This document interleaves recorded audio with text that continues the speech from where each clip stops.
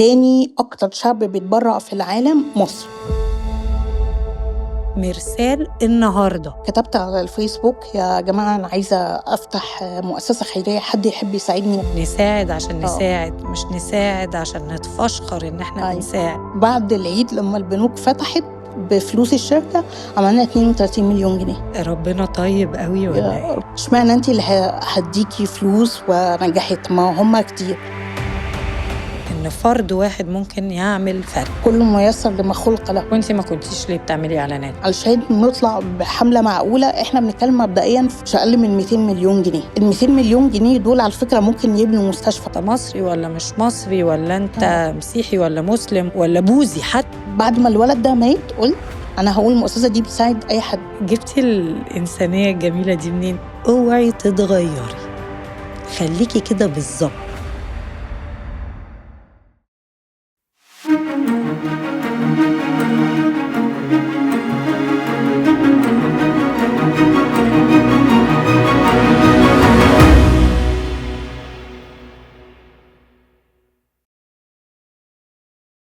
في العالم ده اللي احنا عايشين فيه كلنا كده بقينا مشغولين قوي بالحياة اليومية اللي بتشغلنا، الشغل، الفلوس، هناكل ازاي، هنروح فين، فاكرين انه عايزين نشتري عربية، عايزين نشتري بيت، عايزين نعمل ده.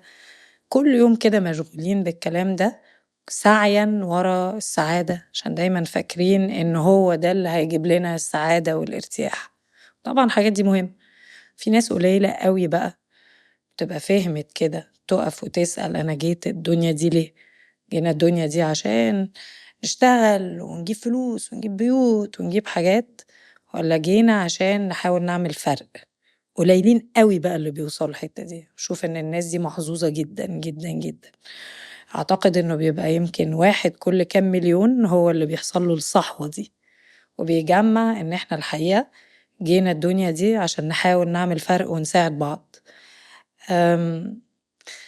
الفريق قعد يكلمني فترة طويلة عن مؤسسة خيرية بتساعد آلافات البني آدمين في المجال الطبي، وقالوا لي احنا عايزينك تقابلي هبة راشد. وفعلا لما قريت وشفت حسيت ان انا عايزة اعرف اكتر، وتعالوا كده نشوف مع بعض. هبة ازيك؟ ازيك؟ عاملة ايه؟ الحمد لله، مبسوطة قوي ان انا قابلتك النهاردة والله. وانا مبسوطة اكتر الصراحة، عشان بقولك فعلا دي الحقيقة إنه قليل جدا بتشوفي حد حصل له الصحوة بتاعت أنا عايزة أعمل فرق، أنا عايزة أساعد ناس، أنا حاسس إن ده دوري في الحياة. دوري مش بس إن أنا أسعى ورا نجاحاتي الشخصية. أول حاجة هسألها لك، عايزاكي تعرفي للناس مرسال النهاردة بتعمل إيه؟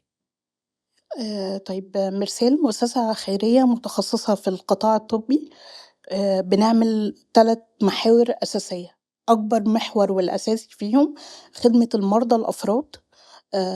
أي مريض مصري مش مصري، عندنا كل الجنسيات، مسلم مسيحي صغير كبير، مفيش غير معيارين بس، إنه هو علاجه مش متوافر مجانا في الدولة عشان ما نحصلش تداخل بيننا وبين شغل الدولة. خلاص هما بيعملوا حاجة واحنا بنعمل حاجة تانية.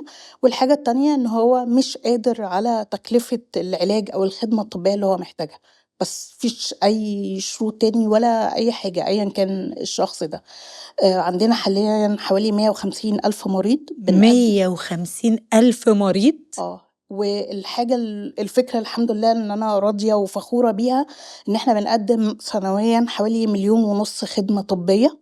يعني المريض الواحد ممكن يبقى واخد مننا 20 خدمة، فما بين تحليل وأشعة وعملية وأدوية وحاجات كتير يعني. أي نوع من أي مرض ولا مركزين في أمراض معينة؟ أي حاجة بالشرطين دول بس، إن ما عندوش في النفقة أو التأمين، وإنه ما يقدرش على تكلفة العلاج. وما يقدرش على تكلفة العلاج دي أنا حابة أبروزها، إحنا مش بنتعامل بس مع الطبقة اللي هي منخفضة الدخل قوي أو تحت خط الفقر، لا إحنا عندنا مرضى أطباء مهندسين وأساتذة الجامعة، لأنه ممكن يبقى واحد دخله 50,000 فنظريا هو الراجل تمام يعني مرتاح وأموره كويسة، لكن هو مراته بتاخد دواء ب100,000 في الشهر. فهو حتى لو لا أكل ولا شرب هو برضه مش هيقدر، فإحنا محتاج. برضه بنبُص للطبقة المتوسطة والطبقة الأقل دخلًا، ما عندناش أي حاجة من الفروق دي يعني الحمد لله، وبقى لنا في الجزئية دي 12 سنة دلوقتي.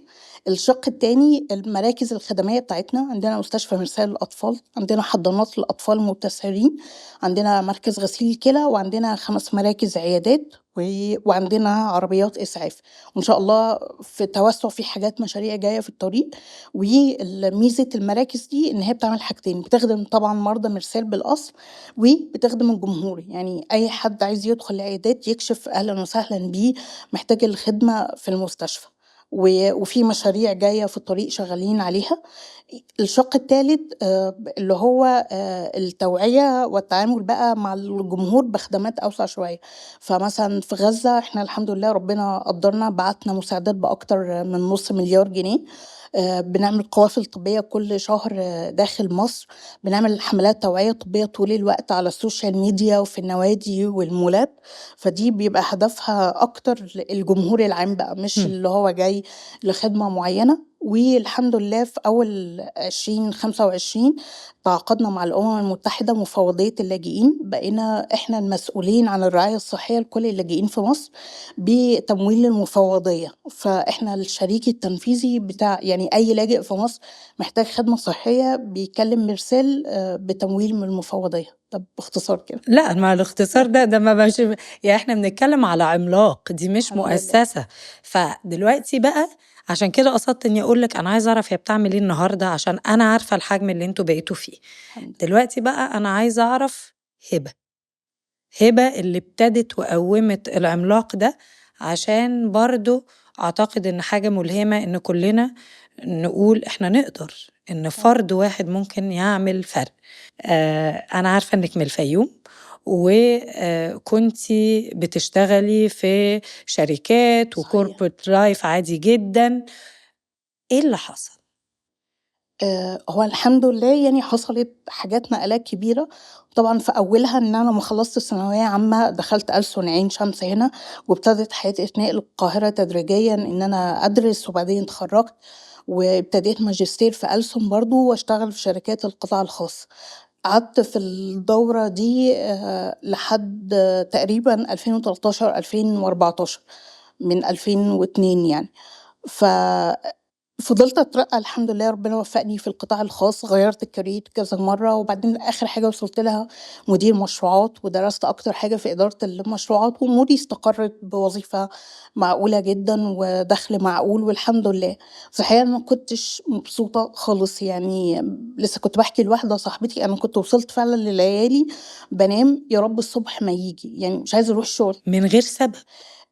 يعني أنا ما كنتش مرتاحة في الشغل، وكمان ما كنتش حاسة إن أنا باعمل أي حاجة، يعني أنا رايحة تِرس في مكنة عشان نجيب فلوس للشركة، بس أنا أولية. أولية وأجيب دخْل يعيّشني كويسة الحمد لله. بس يعني وبعدين يعني ما باعملش حاجة تاني، مش مبسوطة، مش مرتاحة في نظام الشركات. طبعًا في ملايين في القطاع الشركات يعني ربنا يوفقهم، بس كُلّ ميسّر لما خُلق له. أنا ما كنتش مبسوطة خالص ومش مرتاحة، لحد ما جه في يوم كده يعني خلاف كبير بيني وبين مديري، وما أعرفش إزاي رُحت باعتة استقالتي في إيميل. بدون أي ترتيبات، ما كانش عندي دخل، ما كانش عندي شغل تاني، بس طبعًا قبلها أنا كان بقى لي سنين في التطوع، وعمّالة أفكّر بيني وبين نفسي أفتح مؤسسة ما أفتحش، أنا هاقدر أعمل ده، أنا هاقدر أدير، كنت شاكة أوي في قدراتي يعني. فسبحان الله اليوم ده خلاص قُلت هي دي النقطة، رُحت مقدمة الاستقالة، وابتديت بقى أسعى جديًا لفتح مؤسسة يعني، والحمد لله إن ده حصل. باسمع إنه أو يعني أنتِ برضه صحّحي لي لو أنا غلط، إن ابتدت بإن كان في زميلة ليكِ بتجمع تبرعات لطفل عشان يعمل عملية في عينه. الله ينور عليكِ. احكي لي. هي دي بقت من أعز أصحابي بعد كده، بس وقتها ما كنتش أعرفها خالص، وهي دي كانت الإشارة، يعني في قبلها كانت حصلت كده مكالمة بين حد كان يعني بيساعدني في شغلي، فباقول له باعمل حفلة للأطفال وبتاع وعايزة أجيب ناس في الحفلة ومش عارف إيه، فقال لي: "بُصّي لو عايزة مساعدة أنا هاساعدِك، بس هو أنتِ درستِ إدارة مشروعات واشتغلتِ بالخبرة دي علشان تقومي بمهمة ممكن أي حد يقوم بيها. أنا مش باقلل خالص أبدًا طبعًا، أي حد بيعمل خير طبعًا. ربنا يقدّره، إنما في شوية حاجات عندِك ينفع تعمل حاجة تاني، حاجة ممكن تبقى معقدة أكتر. فكلامه كده رن في دماغي، حتى أنا فاكرة تفاصيل اليوم وأنا سايقة فين، وكان يوم في رمضان، فقُلت أيوه أنا فعلًا عايزة أعمل حاجة تاني، مش ده بس كفاية يعني. فما كنتش عارفة إيه الحاجة دي، لحد ما يعني سبحان الله حد بعت لي كده على الواتساب في طفل صغير عايز عملية في عينه، وواحدة صاحبتنا بتجمّع له. فكلمت البنت دي آمال اللي هي بقت أعز صحابي بعد كده، وقُلت لها أنا عايزة أساعدِك في العملية دي، وجمّعناها ووصّلتها بدكاترة رمد. بعدين قالت لي: "أنا عايزة أقول لِك حاجة، ما تحبيش تساعدي في حاجة اسمها زراعة قوقعة للأطفال ضعاف السمع." في اليوم ده كان 2012 أنا كنت فاهمة إن اللي بيتولد ما عندوش سمع خلاص عمره كده، ما هيسمع تاني. هو حياته كده وخلاص يرضى بقضاء ربنا يعني. فقالت لي: "لأ إزاي، ده إحنا بنعمل لهم عملية بيستعيدوا بيها السمع وبيركبوا جهاز." فده يعني كأن باب سحري كده اتفتح. فقُلت لها: "أيوه أنا عايزة أكمّل في ده."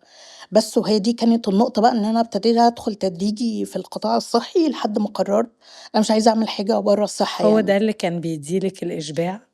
جدًا، ولحد النهارده، يعني شوفي بعد السنين دي كلّها الحمد لله أخدت نجاحات وتكريمات وسافرت برّه واتعلّمت. بس مثلًا إن أنا أعمل عملية معقّدة أو إن عملية حد كان بقى له سنين بيدوّر عليها مش عارفها وأجيب له خبير أجنبي، دي حاجة تانية خالص. يعني الحمد لله الإنجازات بتبسط الواحد، بس دي والله أعتقد لمّا بتشوفي إن فرقتِ في حياة ما بيبقاش الطفل، بتبقى عيلة. أيوه بالضبط طبعًا.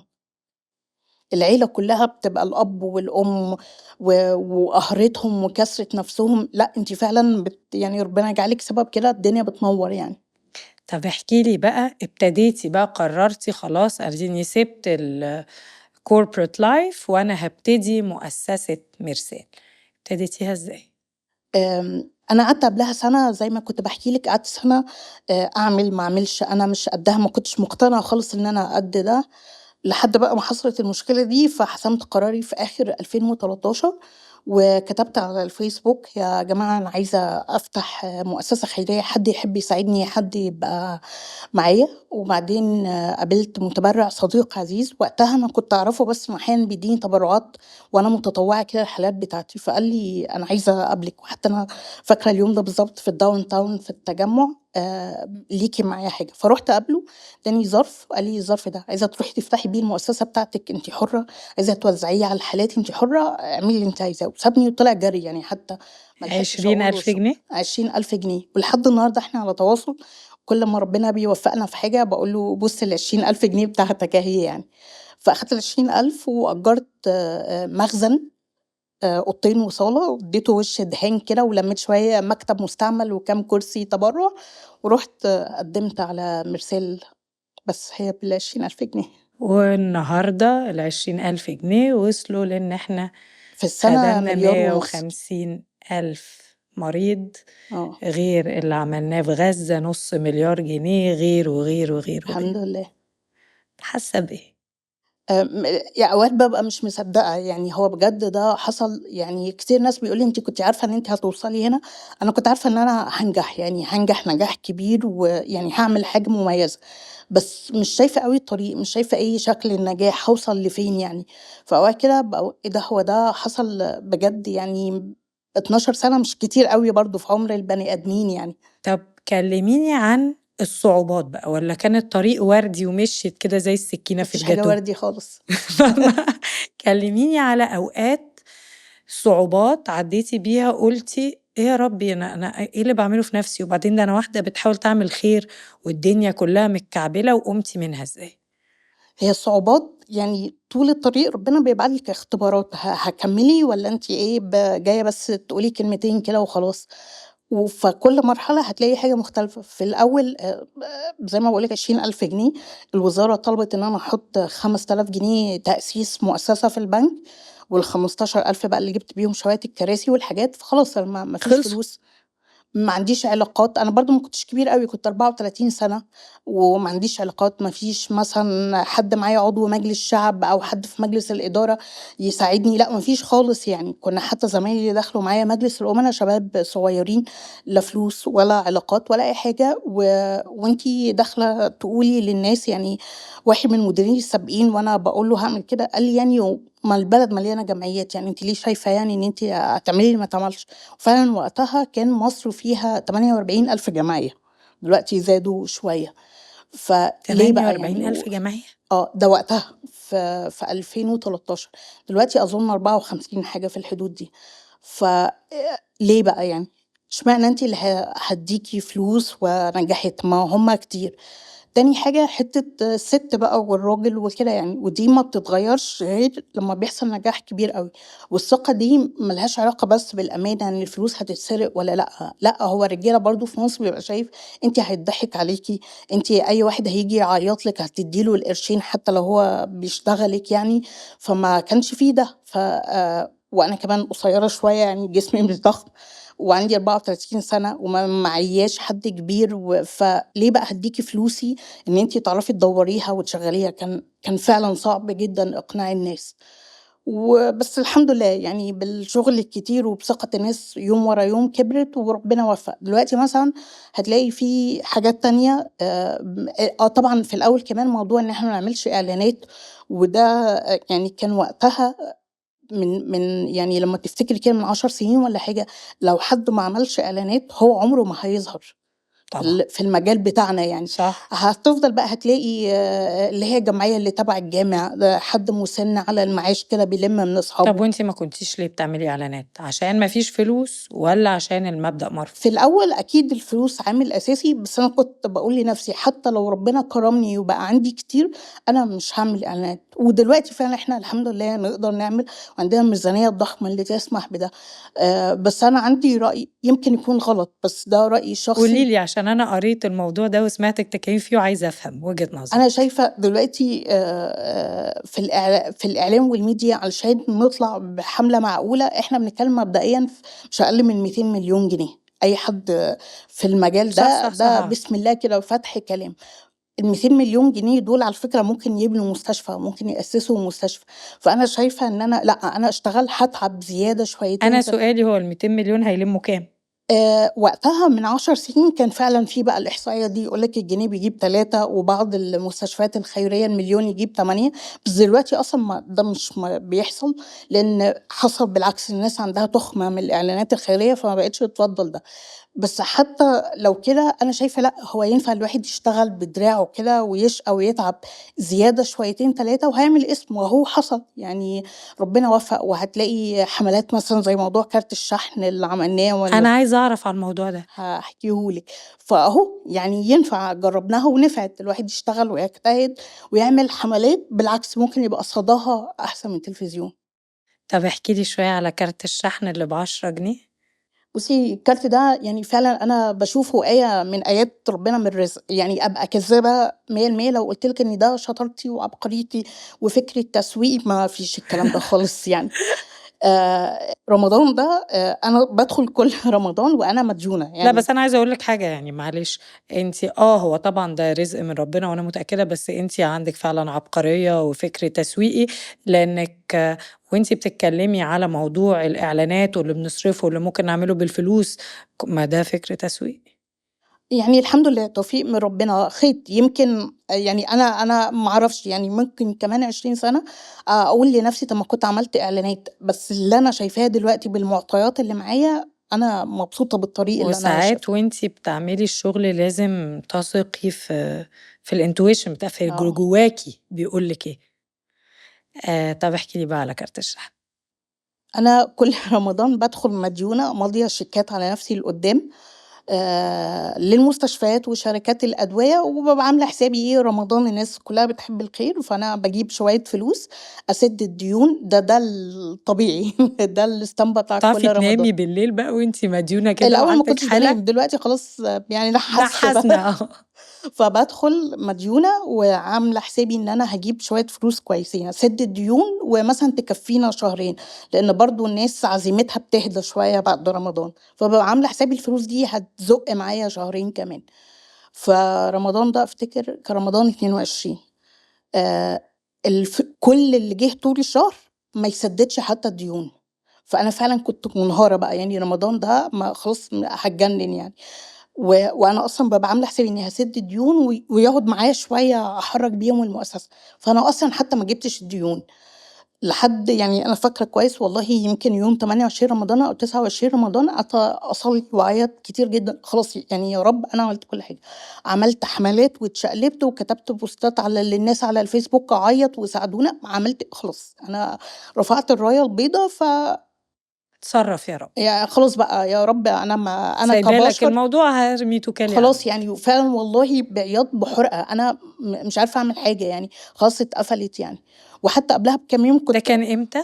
رمضان 2022 2022. وحتى قبلها بيومين عملت live على الفيسبوك طلعت باعيط بجد، يعني كان عينيّا مورمة ولسه موجودة على الفيسبوك. يا جماعة إحنا عندنا قوائم انتظار وعلينا فلوس وخلاص الشهر خلص يعني اللي طلّع بقى زكاته وكده يعني. ف فكلمت حتى مع حد من القريبين اللي باثق معايا فيهم، فقال لي: "خلاص ما سيبيها لله، شوية الفلوس اللي لمّيتيهم هنروح للديّانة ونقول لهم خدوا دول ونعمل إعادة جدولة للي باقي يعني هتمشي يعني." فخلاص يعني. لحد بقى يوم اللي هو ليلة 30 في الشهر، ليلة رمضان الفجر، طبعًا في رمضان كلنا بنسهر، فكنت قاعدة سهرانة مستنية صلاة الفجر هاخلّص وأنام وأصحى الضهر بقى يعني. فالساعة 02:30 بالضبط لقيت بنت كنا عاملين حملة بنجمّع جهازين للحضانات، قالت لي أنا نِفْسي أشارك في الحضانات، شُفت الفيديو اللي أنتم عاملينه، بس أنا فعلًا معييش أي حاجة وقاعدة من الشغل، هي بنت صغيرة في أول العشرينات، أنا معييش حاجة غير كارتين شحن ب10 جنيه من شركة وشركة.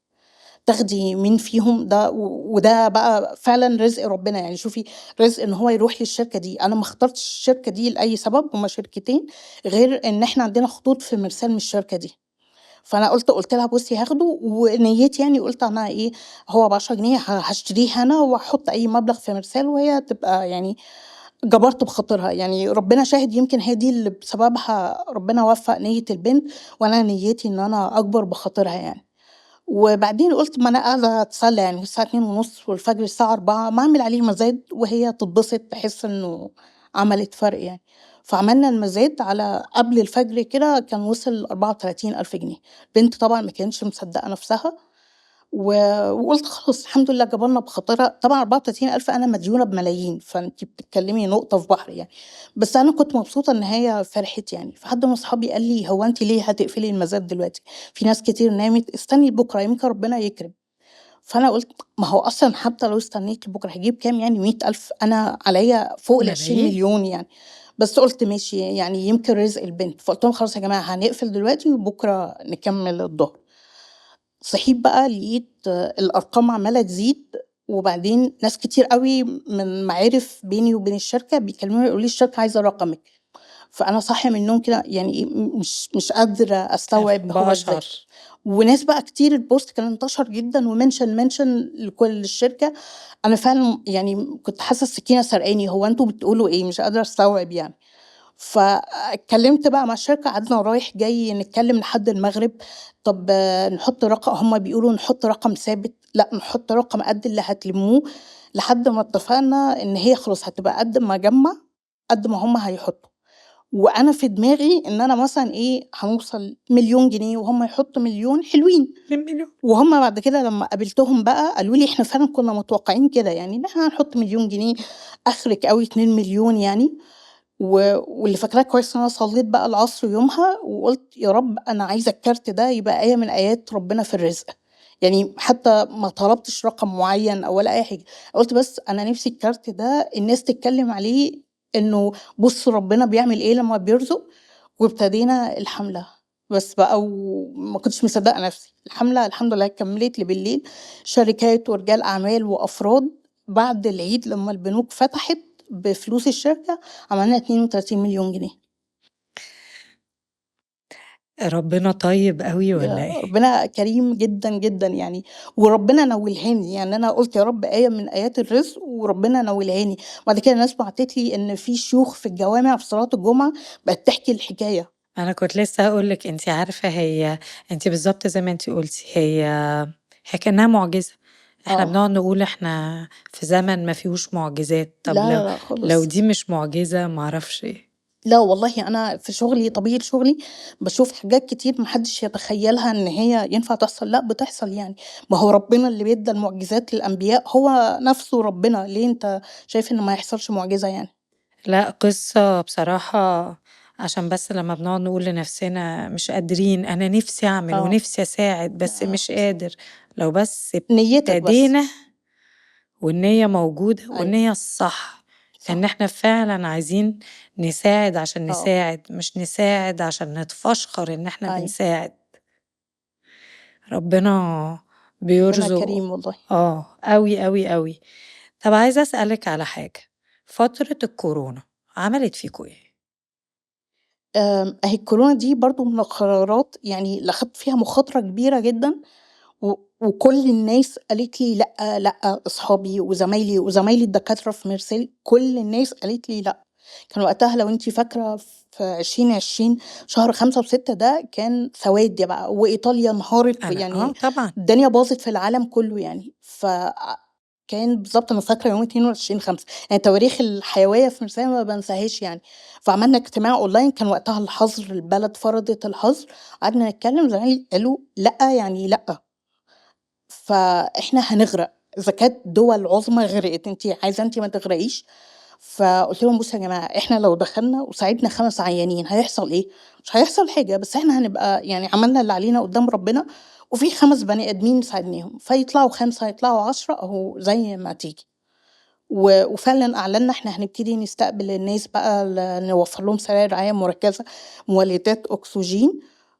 وشُفت سحر، يعني فعلًا سحر معجزة من عند ربنا زي كارت الشحن، بس معجزة طوّلت بقى شوية يعني، إن الناس حتى رجال أعمال أنا ما أعرفهمش وعمري ما شُفتهم، ومنهم ناس معاكِ في البرنامج، بقى ييجي لي ملايين خُدي، مش أنتِ واقفة وبتساعدي خُدي، يعني في مرض الكورونا. في مرض الكورونا، يعني ناس أنا عمري ما يعني برضه في 2020 أنا ما كنتش لسه معروفة أوي ولا مرسال معروفة أوي، وناس شركات ورجال أعمال وأفراد وحد زي باسم يوسف اللي أنا عمري في حياتي ما قابلته ولا صُدفة حتى وهو قاعد في أمريكا يكتب بوستات اتبرعوا لمرسال، شُفت إعجاز يعني. فأنتِ ما بتعمليش إعلانات إنما word of mouth آه، كلام الناس لأ، هو شغلِك على الأرض اللي تسبب في الحمد إن لله. إحنا بنساعد أعداد وآلافات ومئات الآلافات من البني آدمين، فيبتدوا يكلموا آه. بعض، فيبتدي السيرة الحلوة، فتبتدي الناس هي اللي تعمل بوستات وده الmarketing بتاعِك. ما يعني أنا فعلًا شُفت حاجات يعني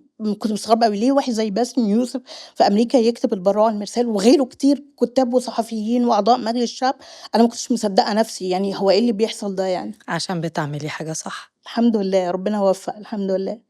طب سافرتِ قريبًا بقى، رُحتِ أوكسفورد عشان تذاكري أكتر على المؤسسات الخيرية لو أنا فاهمة والرعاية الصحية، والرعاية الصحية، فرقِت في إيه؟ اتعلمتِ إيه؟ لأ، إيه أهم حاجات اتعلمتيها؟ طبعًا فرقت كتير. أنا قبل أوكسفورد كنت زي ما حكيت لِك معايا ماجستير من عين شمس، بس ده حاجة لغويات متخصصة أوي، لكن بعد كده درست إدارة مشاريع وإدارة تنفيذية، وبعدين يمكن من 2018 ابتديت أفكّر إن أنا محبوسة جوّه مرسال، يعني كل يوم باروح الشغل باحل مشاكل، بالِف في الدايرة، ما عنديش مساحة أشوف العالم فيه إيه، ما يمكن في حاجة أنا باعملها غلط أو حاجة أعملها أحسن. فالأول أخدت قرار في 2020 قبل الكورونا على طول، أنا هاروح أتطوّع برّه مصر، أنا عايزة أشوف الناس بتعمل إيه، فسافرت لبنان، مخيمات الإخوة السوريين. أنتِ عارفة اللاجئين في لبنان مش قاعدين زي مصر في وسطنا، لأ قاعدين في مخيمات لوحدهم على الأطراف يعني. فرُحت اتطوّعت هناك حوالي 10 أيام، عايزة أشوف الناس بتعمل إيه، بتساعد إزاي اللاجئين، بيشتغلوا إزاي. فدي كانت أول صدمة كده فوّقتني، وبعدين قُلت لأ ده مش كفاية، أنا عايزة أتعلّم، عايزة آخُد العلم على أصوله وأشوف الناس بتفكّر في الرعاية الصحية إزاي، وبتديرها إزاي، وبتديرها في الدول المختلفة إزاي. فقعدت أدوّر بقى دعبس سنتين على الجامعات والكليات، لحد ما لقيت الماجستير ده. من الحاجات بقى اللي بهرتني إن أصلًا يعني اللي بنعمله ده عظمة في مصر. يعني دكاترتنا طبعًا أساتذة في أوكسفورد، دي حاجة كبيرة أوي، يعني لمّا باحكي لهم اللي إحنا بنعمله، إيه ده، يعني إيه جمعية خيرية بتعمل ده؟ هم عندهم برضه آه، يعمل شوية توعية، يعمل جارية في مش ماراثون، كل ده. مستشفيات وحضانات، يعني هو بالنسبة لهم هم اتخضوا يعني. فدي من أكتر الحاجات اللي هي مش أكاديمية بس فرقت معايا أوي، إن أنا خدت دفعة ثقة كبيرة، لأ ده إحنا بنعمل حاجة إحنا بجد. بنعمل حاجة كبيرة جدًا. هم آه، الخضة اللي بتبان على وش الدكاترة، يعني إيه بتعملوا ده من التبرعات، دي فرقت معايا أوي. تنوع كمان الثقافة، إحنا كان زمايلنا من الجنسيات أكتر من 20 جنسية. أنتِ قاعدة تشوفي بقى ده بيتكلم عن مشاكل الرعاية الصحية في آسيا وأمريكا وأمريكا اللاتينية، بتفتّح تفكيرِك وبتخلّيكِ تشوفي طب ما أنا ممكن أعملها بالطريقة دي أحسن. هم كمان كانوا بيدرسوا لنا مع نماذج الرعاية الصحية، نماذج رعاية صحية من جمعيات خيرية في دول مختلفة. الحتّة دي أنا عندي لأ، أنا مش باشتغلها أحسن حاجة، ممكن أعمل أحسن من كده أو أتعلّم فكرة جديدة، يعني كأن حد كأنِّك قاعدة في الأوضة دي وبعدين تروحي طالعة برّه كده تشوفي كل الشيخ زايد. لأ، ده العالم فيه حاجات تانية يعني. ودي ميزة التعليم في الجامعات الكبيرة، إن هو مش موضوع أكاديميا، ما العلم موجود على النت وتشتري الموضوع كُتب. experience، بالضبط، إن خبرة كل واحد بيشوف خبرات الناس أيوه. التانية اللي موجودة. وهي دي حتى من الحاجات اللي الجامعة بتسوّق لها الماجستير ده. أنتِ بتقابلي ناس من ثقافات مختلفة ومشاكل مختلفة، تشوفي حلّوها إزاي، كأن يعني بالضبط نور كده نوّر لِك الطريق. مع طبعًا العلم بقى الأكاديمي نفسه والمصطلحات وطريقة تفكيرِك، لأ دي اسمها كذا. يعني من الحاجات اللي فرقت معايا أوي مثلًا، إن أنا في مرسال باقدّم رعاية صحية، وباعمل جنبها شوية خدمات تانية تساعد الناس، زي دار ضيافة اللي هو زي فندق خيري، المرضى اللي بييجوا يتعالجوا في القاهرة وما عندهمش مكان إقامة، بندّي مساعدات كاش مالية للأسرة عشان تقدر تعيش منها. أنا كنت في قناعتي قبل ما أروح أوكسفورد إن دي حاجات خيرية بس ما لهاش علاقة بالصحة خالص. لمّا رُحت لأ، لقيت إن في علم اسمه health care access، وفي الaccess ده أنت مش بس معناه إن أنت تدّي دوا، لأ أنت تحوّل مجموعة الظروف المحيطة بالمريض، حتى لو كان بس أنت بتدفع له تمن التاكسي اللي هو رايحه عشان تحقق الhealth care access. فلأ، ده اللي أنا باعمله ده اسمه health care access. أنا عندي ليكِ سؤال مش عارفة الرد عليه خالص، ومش عارفة أصلًا يعني أنتِ لو وصلتِ للفورمولا الصح، هل المؤسسات الخيرية في مصر قادرة تعيش فقط من التبرعات؟ ويحصل إيه لمّا بيكون مثلًا في economic crisis، الاقتصاد واقع، الناس مش قادرة تتبرّع، هل المؤسسات دي بتعمل إيه؟ هل الحل إن الهدف إن إحنا نعمل وقف يصرف على المؤسسة؟ أنا عايزة أعرف الsustainability اللي هو الاستمرارية بتاعة المؤسسة من الناحية المادية بتيجي إزاي؟ هو مبدئيًا كده فعلًا المصريين من أكرم الناس، مش بالكلام الطيب اللي إحنا بنقوله، لأ ده ده واقع. بالإحصائيات. يعني في مؤسسة بريطانية عملت دراسة، تاني أكتر شعب بيتبرّع في العالم مصر بعد مع إنه نيجيريا. مش مع إنه مش أغنى شعب خالص. خالص، عشان نعرف إن الكرم ما لا، لهوش ما لوش دعوة علاقة أبدًا. بالغنى. تقريبًا نسبة كانت المتوسط يعني بيتبرّعوا ب2.3 من دخلهم، وتاني شعب بعد نيجيريا. فبالإحصائيات والدراسات اللي اتعملت، المصريين من أكرم الناس. إنما مع الظروف، لإن خلّي بالِك إحنا عندنا تحدي تاني بقى ما لوش علاقة بانخفاض التبرعات، إن الطبقة المتوسطة بتعمل كده. وفي نفس الوقت الخدمات، باتكلم بقى في حتّة تخصُّصي بالذات، خدمات الصحة عمّالة السعر بيطلع السما. أنتِ جرّبي دخّلي واحد رعاية مركّزة لا، في لا، لا، ليلة وشوفي كارثة، هتدفعي كام. كارثة. فهو الراجل عمّال بيحصل معاه تضخُّم، وحتى لو أنا باقول لِك بقى الناس اللي بتقبض 30 و40 ألف، فما بالِك بقى إن لسه معانا ناس بتاخد 5000 و4000. هو أصلًا لو حصل له أي ظرف صحّي مفاجئ، هو مش هيعرف يعني يعمل أي حاجة. فده يتطلب مننا إن حتى لو التبرعات بتزيد، إن نغيّر طريقة إدارة الفلوس أو يعني الallocation بتاعها. فمن الحاجات اللي أنا باشوفها الحقيقة مشاكل، عيوب قوية عندنا، إن كتير مؤسسات بتقدّم نفس الخدمة اللي الدولة بتقدّمها، تصرف نفس الأدوية اللي الدولة بتقدّمها، بتعمل نفس العمليات. الدولة قايمة بمجهود كبير بتحاول تحسّن في الخدمة، بس لسه عندنا جزء محترم من المصريين خدماتهم مش موجودة. خلّونا نتقابل على ترابيزة واحدة ونقعد نتفق ونوزّع الخدمات دي علينا، لإن برضه في نسبة استغلال مش قليلة، مرضى بتاخد منّي ومن غيري ومن غيري. طبعًا. طب ما نقعد نعمل شبكة وننسّق، أنت هتشتغل على القلب، أنا هاشتغل على الحضانات، أنت هتشتغل على هل ده كذا. ابتدى يحصل يا هبة؟ بيحصل بس مش بالحجم القوي، يعني فعلًا الجمعيات في مصر بتقوم بدور ما فيش دول بتعمله برّه، بتقوم بدور ضخم، إنما الدور ده محتاج إعادة تنظيم، كمان ترتيب الأولويات برضه أنا باشوفه لأ، يعني لسه مش أفضل حاجة خالص، شوفي الولاد اللي بيقفوا يوزّعوا في رمضان فطار في الشارع، بيوقّف في وسط عمارات سكنية، يا ابني ما أنا دقيقتين وطالعة الشقة، أنت ما يعني ليه بتعمل كده؟ ما ما فيش تاخد فكرة. روح عالج حد بالفلوس دي، روح ادفعهم في مدرسة الولاد ما دفعوش المصاريف، فطريقة ترتيب والأولويات وتوزيع الفلوس والتشبيك بين الجمعيات لأ، لسه لسه مش مش أحسن موجود. حاجة خالص. طب still مرسال، هل الrevenue يعني كل الفلوس اللي بتيجي لِك اللي بتعملي بيها الشغل ده كله، كلها جاية من التبرعات؟ 90%. 90% من التبرعات. هل ده اللي أنتِ عايزاه، ده الgoal لأ بتاعِك طبعًا، ده مخاطرة عالية جدًا يعني، إيه دي سِت العارفين يعني. ما أنا عشان كده باقول لِك أنا آه، هاتجنن، تتحل إزاي؟ أصل أنا عارفة إن حاليًا مؤسسات كبيرة ومستشفيات كبيرة بتعاني عشان التبرعات مش آه. كفاية، حلّها إيه؟ عايزة أقول لِك الأكتر يعني حتى مش بس جمعيات محلية، منظمات الأمم المتحدة ترامب قطع عنها الدعم الأمريكي، فهو أصلًا أمريكا كانت من أقوى الدول، فإحنا عندنا مشاريع مع الأمم المتحدة كانت الميزانية مثلًا ولتكن 100.000.000 نزلت عن ال50.000.000 عشان ترامب طلع بقرار الصبح اقطع. ناوية تعملي إيه عشان تغيّري ال90% dependency أو إن إحنا معتمدين على التبرع؟ بنسعى طول الوقت في موضوع المنح، يعني النسبة دي ما كانتش أصلًا 90 كانت كمان فوق ال95%، فنزوّد منح من مؤسسات دولية مختلفة، فآخد من ده 10.000.000 وده 5.000.000 في الآخر يتجمعوا رقم. الشق التاني إن نبني نموذج معتمد على نفسه، فمثلًا المستشفى بتاعتنا شغالة الاتنين، الطفل اللي مش قادر بياخد كل خدماته مجانًا، اللي قادر يدفع أجر متوسط، مش هيدفع 5 نجوم، بس يدفع أجر متوسط، فده يساعد شوية في التشغيل. الإسعاف بتاعنا شغال بالطريقة دي برضه، حد عايز يتنقل ومعهوش فلوس مش مهم خالص، لو قادر أنا هاقدم لك خدمة 5 نجوم، وأحسن إسعاف متدرب وجاهز، بقى الإسعاف بتاعنا كان بينزل ماتشات الكورة مثلًا مع الزمالك ومع الأهلي، ينزل يأمن أنتِ عارفة في تأمين الحفلات والإيفنتات لازم يبقى في عربية إسعاف.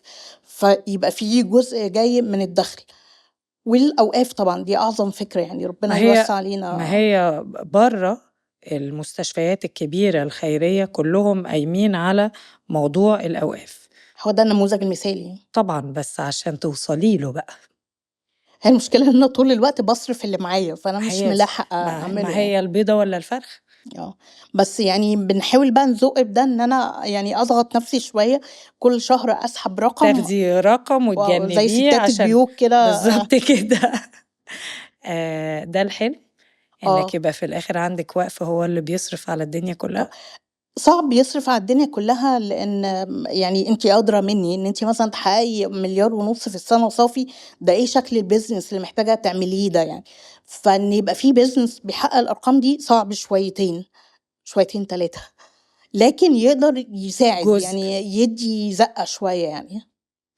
ابتديتِ من أول الجُمل اللي قُلتيها وإحنا قاعدين بنتكلّم، قُلتِ إحنا المؤسسة بتساعد مصري أو غير مصري، آمم مسيحي أو مسلم، وبصراحة لمستيني جدًا، لإنه لسه بنشوف في أوقات هذا النوع من التعصُّب ضد الدين أو الجنس أو اللون، ودي حاجة سيئة أوي بالذات أوي. في الحاجات الخيرية وبالذات في الصحة. كنت لسه باحكي للفريق إن مرّة كنا بنعمل حاجة خيرية، وواحد من المتبرعين جه قال خدوا الفلوس دي بشرط واحد، كنا بنركب زي رجلين إمم. ودراعات للأطفال اللي دراعاتهم مقطوعة، آه. قال لك خدوا الفلوس دي بشرط واحد إن ما فيش طفل من دين تاني يتحط له كده.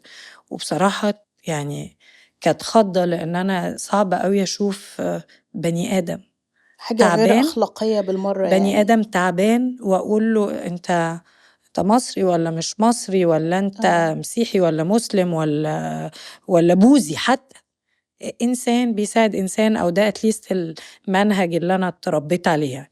فلمستيني جدًا وعايزاكِ تحكي لي قصة الولد السوداني، عشان ما كانش عارف يتعالج. ده كان أول حد مش مصري أساعده، وهو ده يعني أنا لمّا ابتديت مرسال ما كانش عندي يعني عارفة إن أنا مش هيفرق معايا مسلم والّا مسيحي، بس حتّة اللاجئين ما كانتش يعني في بالي أوي يعني، لحد أمّا جه الشاب ده الله يرحمه ويعفو عنّه بقى، كان شاب سوداني 25 سَنة وكان عنده لوكيميا. الولد ده قبل ما يوصل لنا قعد 3 شهور بيعاني من لوكيميا في سكن مشترك مع شباب سودانيين، نايم على مرتبة. ما بياخدش حتى مسكنات، يعني أنتِ متخيلة حجم الألم والمعاناة، ومش عارفين يروحوا بيه فين، فبطريقة ما وصل لي يعني، الكلام ده كان في 2015 من بدري، وبسرعة حجزناه في الدمرداش، المستشفيات الحكومية فيها إن أنتِ تعالجي غير المصريين بفلوس، مش فلوس كتير أوي بس ممكن تعملي ده، فبعتناه الدمرداش وتاني يوم مات. فهو عمره، يعني هي ما حدش بيغيّر عُمر حد، إنما ليه يتعذّب 3 شهور في الوضع اللا آدمي ده عشان هو سوداني والّا أيًا كان والّا هندي والّا يطلع زي ما يطلع يعني. فبعد ما الولد ده مات قُلت أنا هاقول المؤسسة دي بتساعد أي حد، واللي مش عاجبه يخبط دماغه في ما يجيش يتبرّع.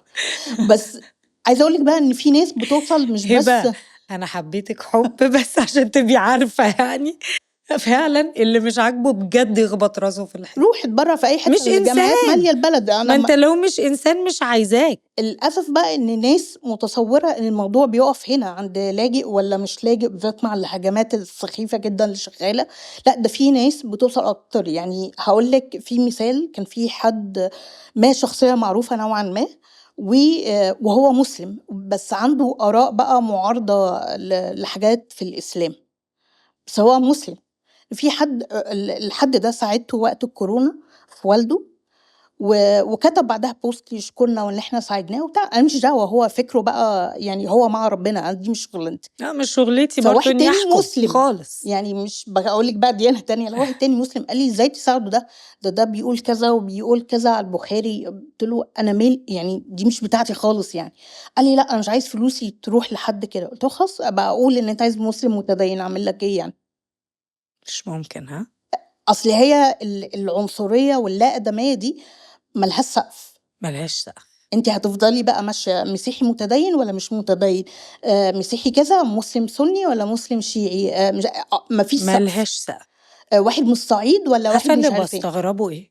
إن دي ناس رايحة فاكرة إنها بتعمل خير، وتروح حاشرة لِك خازوق تعصُّب كده. طب ما أنت فين إنسانيتك؟ لو أنا أقدر أتفرّج على حد موجوع وأقول أنا مش هاساعده عشان هو لونه مختلف عن لوني، أو دينه مختلف عن ديني، أو جنسيته آه، مختلفة عن جنسيتي، يبقى أنا ما باحسّش. والناس دي والله صدقيني ما لهاش سقف، يعني هتفضلي بقى تقولي طب مسلمة محجبة والّا مش محجبة، طب مش عارف أرثوذكس والّا هنفضل بقى إيه نكمّل نجيب آخر الخيط يعني. جبتِ الإنسانية الجميلة دي منين؟ دي جات من البيت، من نشأة، والّا حصل إيه؟ يعني الحمد لله والدي طول عمره بيحب أوي يساعد الناس ويجري عليهم ويطلّع ده لشهادة وفاة يعني حتى وقتها ما كانش معاه فلوس يعمل ولا يصرف ولا يساعد، بس كان يعمل ده. واحدة أرملة يقعد يجري لها يخلّص لها ورق المعاش، حد اتوفى في حادثة فيروح يسرّع الإجراءات تصريح الدفن، فطول عمره بيعمل ده. ومع الحياة بقى يعني كل ما الواحد بيكبر بيشوف الأمور بطريقة مختلفة. خدت بالي إنه حتى لو كنتِ شُفتِ الحلقة مع أيمن عباس أو شُفتِ الحلقة مع هبة إمم. السويدي، جمّعت إن دايمًا الناس اللي بيبقى مزروع فيها خير، عشان شافوا اللي قبلهم أكيد كده. طبعًا. أنتِ بتقطعي نُص الطريق على ابنِك. صح، صح. آه، يعني أنا مثلًا باشوف مثلًا أنا أمي الله يرحمها اتولدت كده، متنوّرة إمم، كده، عارفة اللي هو ما حدش آه، علّمها من وهي جدتي بتقول لي من وهي طفلة ما شاء الله. كانت عندها الحتّة دي، وكانت بتفكّريني بيها أوي، ما كانش عندها نقطة تعصُّب. ما شاء الله. عارفة اللي هو يعني أصلا هي ما تفهمش لو حد جه يقول لها عايزين نساعد دول، مش بس هتفكر تسأل أصلا. هي ما تعديش. اه وكانت دايما تقول لنا اللي بيساعد بني آدم محتاج. دايما كانت بتقول الإنسانية، تقول هي اللي بتجمعنا وهي اللي بتفرقنا، هي اللي تفرقنا عن الحيوانات.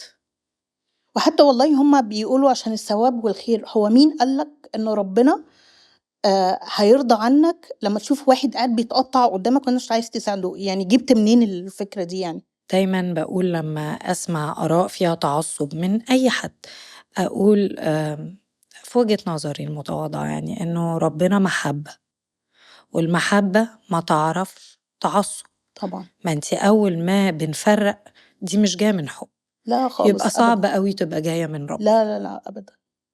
يعني أنا كنت بفكر بيني وبين نفسي إن المفروض تبقى دي من أول أسئلة الجواز والله. من أول ديت.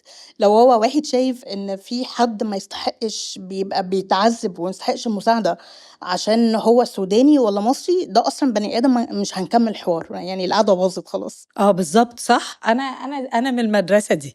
يعني أنا وإنتي هنبقى أصحاب. أنا ما بقتش أقدر أسمع الأفكار اللي فيها هذا النوع من عدم المحبة، عدم الإنسانية عدم الحقيقة. الإنسانية.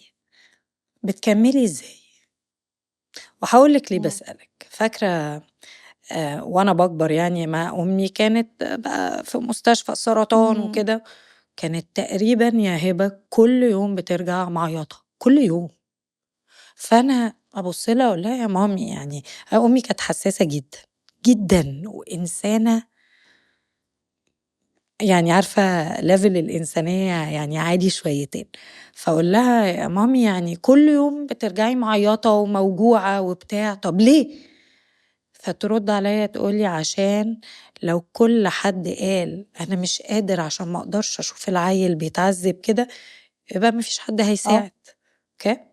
فعايزة أعرف إزاي بتعرفي تكملي من غير ما انتي تبقي موجوعة، من غير ما انتي تبقي فاهمة قصدي اه ايه؟ في جزء يعني إنساني بحت مش هتعرفي تغيريه، هتفضلي تتأثري ودي هدية من ربنا. أصل انت لو خلاص بطلتي تأثري، ما انت خلاص الموضوع هيقلب بيزنس بقى وقاعدين بندي قرارات.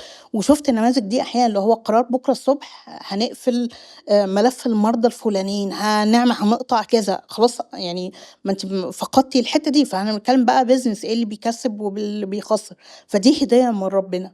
الجزء التاني إن الواحد بقى لمّا يبقى خلاص ده شغله وحياته، لازم يدرّب نَفْسه على شوية حاجات. ممكن تبقى شوية الحاجات دي يعني باحاول قد ما أقدر أطلع عُمرة في كل سَنة، إن هو يذكر ربنا، إن هو يتكلّم مع شيخ يصحصحه كده تاني، إن هو برضه يعمل حاجات اللي بيسموها self care.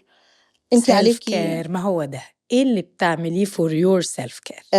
مثلًا أنا لازم كل أسبوع أروح السينما، مهما يعني إن شاء الله الدنيا تشتال وتتحط، وأوقات فيلم حتى كوميدي أي فيلم. يعني أوقات باخرج والله لا فاكرة اسم الفيلم ولا فاكرة القصة أوي. بس توقفي راسك. أدخل وأجيب فشار كده وأقعد في الضلمة والدنيا تفصل.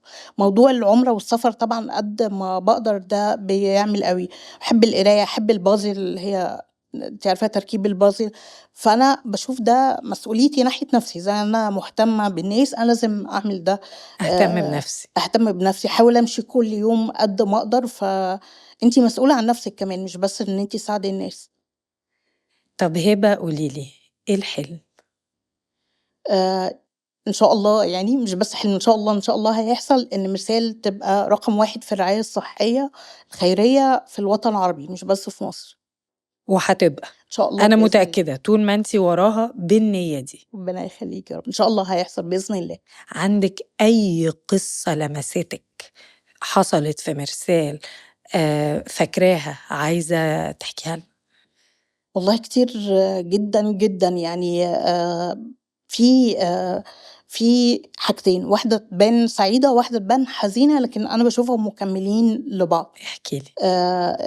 كان عندنا شابة عندها مرض من الأمراض النادرة اسمه ارتفاع ضغط الشريان الرئوي. المرضى دول ما بيقدروش يمشوا أكتر من 100 متر، يعني خلاص 100 متر والنفس ما فيش خالص يعني. وأدويتهم غالية جدًا، وزي ما باحكي لِك هو مرض نادر فما حدش بيعالجه وما حدش واعي بيه يعني. فالبنت دي ما تمشيش 100 متر بعتت لي صورتها على البحر وهي بتصيّف بتنُط ما شاء الله أنا ما أقدرش أنُط النطّة دي، يعني رجلها هنا، يعني هي بتنُط على البحر وبعتتها لي تقول لي وسعيدة،